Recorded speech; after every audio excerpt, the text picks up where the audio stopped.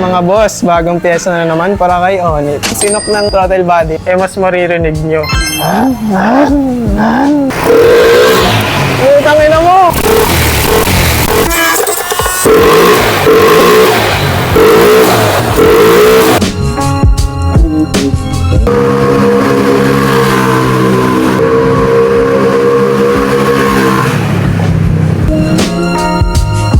Velocity. Tignan natin kung pasok sa kanya dahil gusto ko yung may tunog eh. Ito yung clamp niya guys. Pang 28-30mm ata. Hindi ko lang kung pasok sa stock pa rin. Lagay natin dito guys. Kilala ko yung mga bolts na yan eh. Nahuhulog yung mga yan. Ano yung ba? Uy. Yo, may damage! What? Return refund. Hindi, joke lang. Okay na nga yan. Pero ba't may damage? Ilalagay ko na lang yung link dyan mga pare. Bahala na kayo. Kasi yung bolts na yun. Oo nga no, sa bolts na gasgasan. Galing mo dun, Moya. Alam mo ha. Kabit na natin mga pare yan siya. Kulay purple yung napili ko. Kung magkasalita ako, mas maingay. Hello guys, o diba mas maingay? Kaya yung sinok ng throttle body, mas maririnig nyo. Ano ba?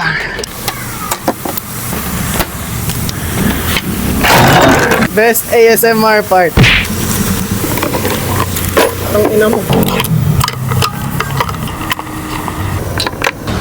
Let's go! Ang throttle body. Mukhang kailangan natin mag-airbox delete parang tatama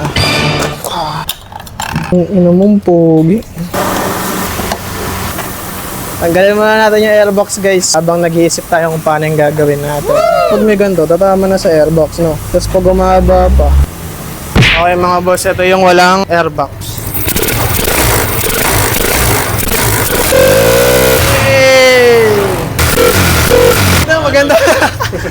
Maganda. Maganda yung tunog. Lakas ng drip eh, no? Ba't kaya ako kabilahan to? Sinong gagong nakaisip na yan?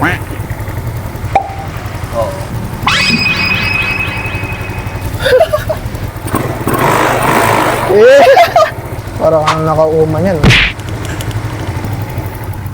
Okay, wala nang singaw guys. Tangina mo!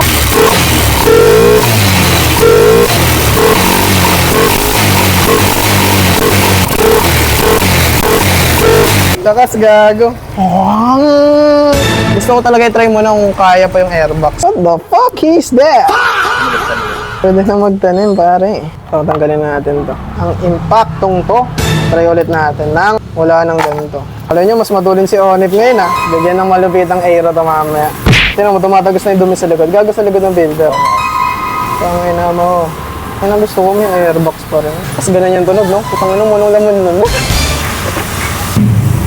Bumaba siya dito na yung tabas. So mga boss, tabasan na natin. Ang alay. Check to guys, naka-center spring to, pati clutch spring. Ano ba, naka-center spring yan.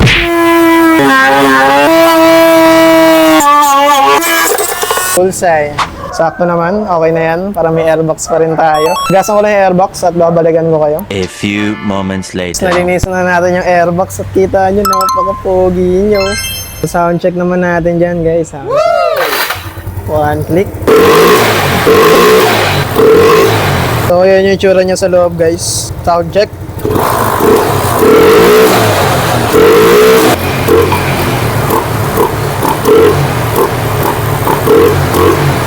Bomba beats na. Ganda. Bigyan ng kaperasong montage.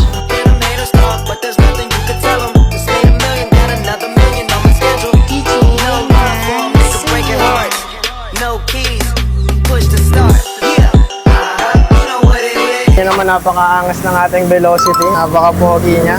So ilalagay ko na lang ulit yung link sa comment section kung saan ko siya nabili. Okay, so ito nga pala yung sound check ng ating Velo stock. Mag-apply ba tayo, paparinig ko sa inyo ang tunugan ng humahagok.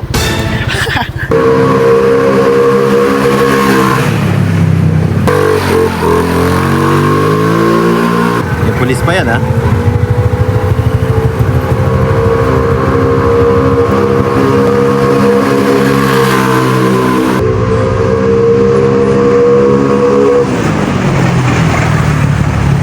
Sa susunod na video ulit, paalam, kita-kits.